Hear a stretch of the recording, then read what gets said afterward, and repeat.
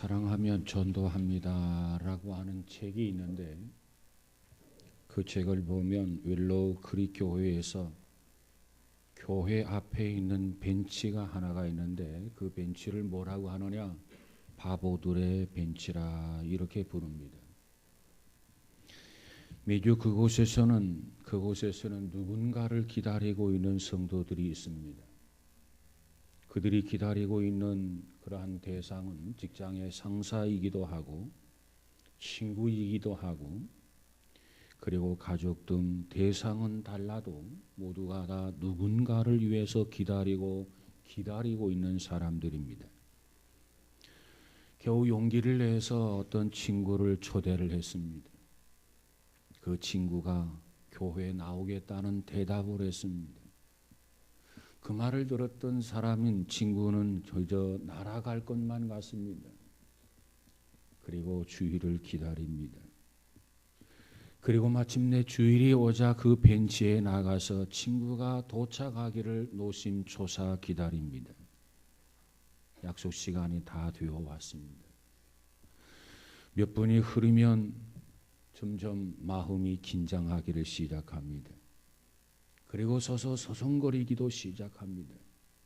그리고 이리저리 앞으로 뒤로 서성거리다 못해 하나님 앞에 기도합니다. 오 하나님, 내 친구가 빨리 나타나게 해주세요. 빨리 오게 해주세요. 네 하나님. 약속 시간이 지났습니다. 5분이 지났고 10분이 지났고 15분이 지납니다. 하지만 아직도 포기할 수는 없습니다. 의자에 엉덩이를 붙이고 그리고 5분을 더 기다리게 됩니다. 이처럼 이 교회 벤치는 바보들의 벤치라는 거죠. 나오겠다고 약속은 찰떡같이 했지만 올 기미가 보이지를 않습니다. 그럼에도 불구하고 누군가를 하염없이 기다리고 있는 바보들. 문득 주위를 보니까 자기 말고 서성거리는 성도가 또 있었습니다. 누구를 기다리세요? 그 질문을 받았던 상대방은 한숨을 쉬면서 이렇게 말합니다. 예, 회사 상사요. 6년을 투자한 그때 마침내 이번 주에 오겠다고 약속을 받았는데 저런 여기 바보가 또 있네요. 하루는 예배를 마치고 서 있는데 한 젊은이가 목사님에게 펑펑 울면서 다가왔습니다. 훌쩍이면서 겨우 내뱉는 몇 마리를 들어보니 이번 생일 선물로 아버지에게 딱 한 번을 요구했다는 겁니다. 아버지, 교회에 나오세요. 그러자 아버지가 오기로 약속했고, 그래서 그 젊은이는 예배 시간 내내 벤치에 앉아서 아버지를 기다렸습니다. 나머지 이야기는 뻔합니다. 그리고 젊은이는 한숨을 내쉬면서 목사님, 전도하기가 참으로 정말 어렵습니다. 그래요, 결코 쉽지 않지요. 그래서 사도 바울은 전도를 수고라고 말하지 않았습니까? 수고. 전도는 일입니다. 일. 그것도 고되게 짝이 없는 일입니다. 일. 쉬운 거 아니에요. 간단한 거 아니에요. 그것은 너무나도 힘들고 고통스러운 일이 바로 전도예요. 이를 위해서 우리는 정성을 쏟았습니다. 하나님으로부터 멀리 떨어진 사람에게 은혜와 포용과 사랑을 베풀었습니다. 우리는 참고 견디면서 씨앗을 뿌렸습니다. 전화도 걸고 우정의 손길도 보내었습니다. 한밤중에 고민하는 전화도 받아주었습니다. 그러나 결국 남은 것은 무엇입니까? 갈고리 찢어진 가슴뿐입니다. 그러면 이제 그만두겠습니까? 아니지요. 그만둘 수 없습니다. 그럼에도 불구하고 우리는 멈추지 않겠습니다. 그럼에도 불구하고 우리는 또다시 씨앗을 뿌리겠습니다. 왜 그럴까요? 바보라서 그럴까요? 그래, 맞습니다. 바보이지요. 그러나 보통 바보가 아니라 특별한 바보입니다. 언젠가 잿더미 위에 작고 푸른 싹이 돋아날 것을 믿는 바보이기 때문에 그렇습니다. 그런데 하나님은 이와 같은 바보를 요구하신다는 겁니다. 하나님은 이와 같은 바보를 기대하신다는 겁니다. 하나님은 우리 모두가 다 하나님의 말씀을 믿고 신뢰하며 기다리는 바보들이 되라고 말씀하고 있습니다. 전도하는 바보들을 말하는 것입니다. 오늘 본문에 보면 사드락과 메삭과 아벳노고의 이야기는 너무나도 감동적인 이야기입니다. 우리는 그들을 너무나도 잘 알고 있습니다.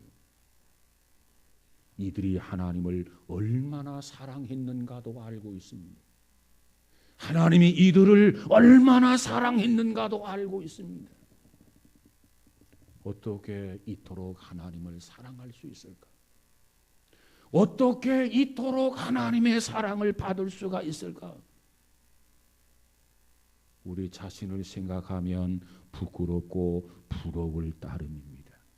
사랑하는 여러분, 오늘 이 성찬 예식을 통해서 무엇보다도 이 사드락과 메삭노고 아벳노고와 이 세 친구의 그 신앙, 그 열정, 그 뜨거움을, 그 사랑을 우리 모두가 회복하고 체험하는 값진 시간, 복된 시간이 되시기를 주의 이름으로 축복합니다. 사드락과 메삭과 아벳노고의 신앙은 어떤 신앙이었나요? 우상을 섬기지 않은 신앙이었습니다. 오늘 본문 24절에 보니까 때에 느부갓네살 왕이 놀라 급히 일어나서 모사들에게 물어 이르되 우리가 결박하여 불 가운데 던져지는 자는 세 사람이 아니었느냐 하니 그들이 왕에게 대답하여 가로되 왕이여 올소이다 그랬어요.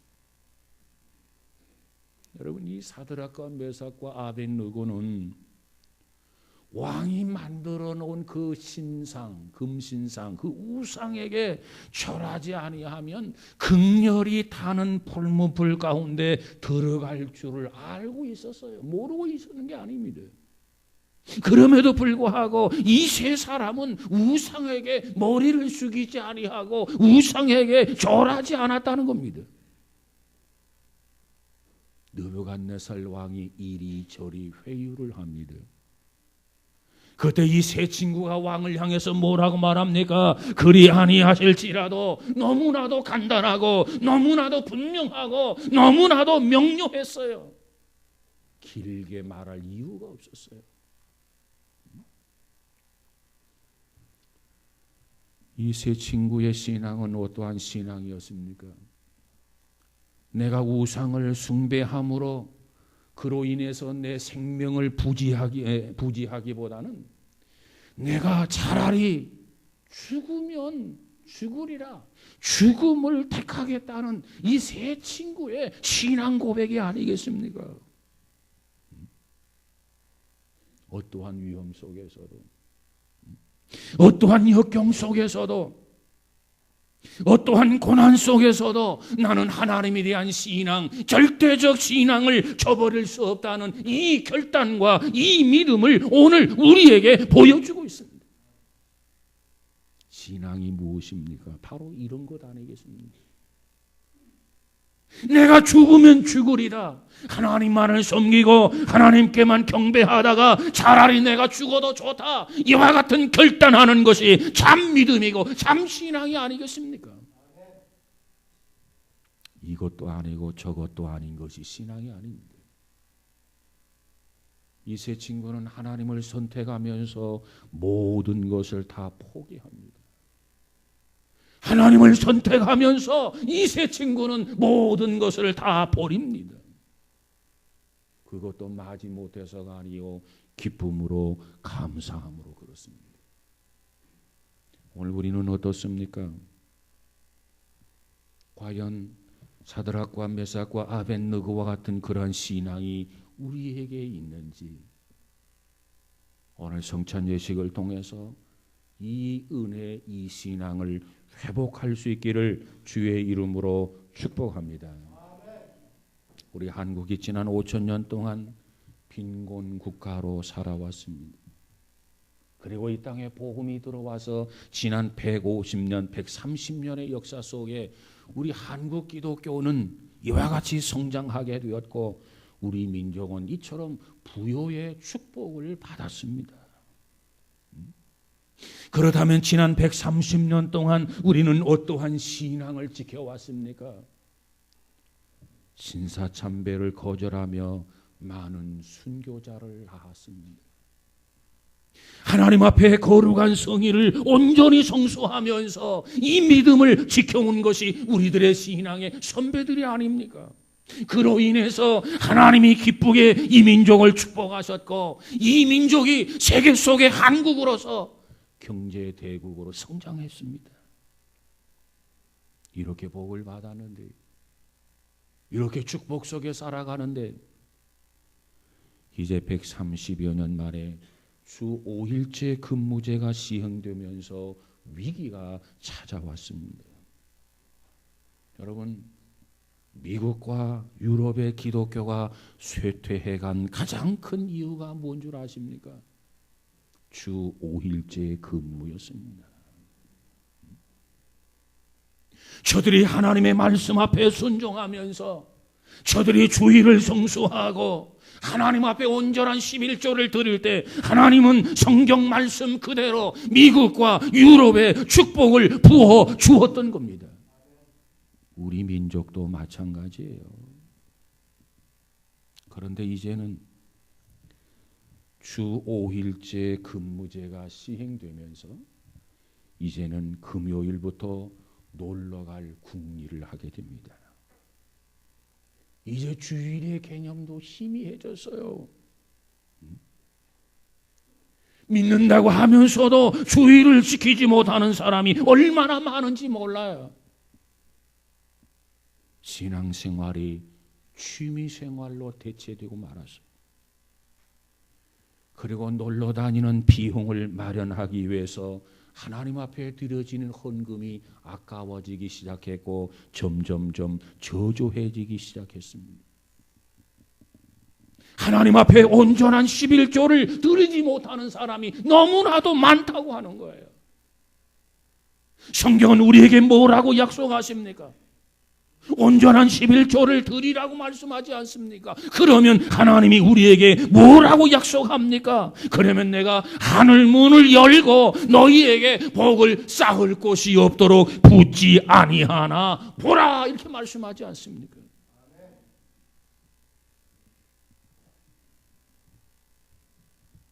헌금이 자꾸 아까워지기 시작했어요. 저는 개인적으로 주 5일제가 좋은 것이 아니라고 생각을 합니다. 그 이유는 성경은 뭐라고 말씀합니까? 6일 동안 열심히 일을 하고 하루를 쉬라 이렇게 말씀하셨어요. 성경 어디에 5일 동안 일하고 하루를 쉬라고 말하지 않아요.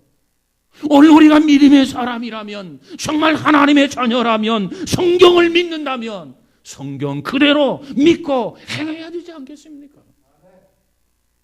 하나님과의 약속을 우리가 지킬 때 하나님도 우리를 향한 약속을 지키게 될 줄로 믿습니다. 그래서 이 시대는 위기의 시대라는 겁니다. 여러분, 나도 모르게 물질이, 권력이, 사람이 나의 우상이 되고 말았어요. 우리는 그것들을 끌어내리고 하나님을 섬기는, 하나님을 제대로 모시는, 하나님을 제대로 예배하는 믿음의 사람이 되시기를 주의 이름으로 축복합니다. 그러면 하나님께서 책임져 주시고 반드시 복을 주실 줄로 믿습니다. 오늘 본문의 이 세 친구의 모습을 보세요. 사드락과 메삭과 아벳느고 어떠한 상황 속에서도 어떠한 환경 속에서도 생명의 위협 속에서도 우상을 버리고 하나님만을 섬겼더니 하나님께서 저들과 함께 해주신 것 믿으시기를 바랍니다. 우상을 섬기지 아니했더니 하나님이 함께 하셨어요. 오늘 본문 25절에 보니까 왕이 또 말하여 가로되 내가 보니 결박되지 아니한 네 사람이 불 가운데로 다니는데 상하지도 아니하였고 그 넷째 모양은 신들의 아들과 같도다. 그래, 신들의 아들과 같도다. 이 말이 무슨 의미입니까? 예수 그리스도를 가리킵니다. 주님은 하나님의 자녀들이 고난을 당할 때 고난의 현장에 함께 하시는 것 믿으시기를 바랍니다. 하나님의 자녀들이 고난을 당할 때 주님은 결코 회피하는 하나님이 아니십니다. 주님은 결코 피하는 그런 하나님이 아니십니다. 하나님의 자녀들이 주의 백성들이 고난을 당할 때 주께서 그 고난의 현장에 함께 하심을 믿으시기 바랍니다. 사람은 하나님을 떠날는지 몰라도 하나님은 결코 사람을 떠나지 않습니다. 여러분, 모래 위에 발자국이란 이야기를 아시지요?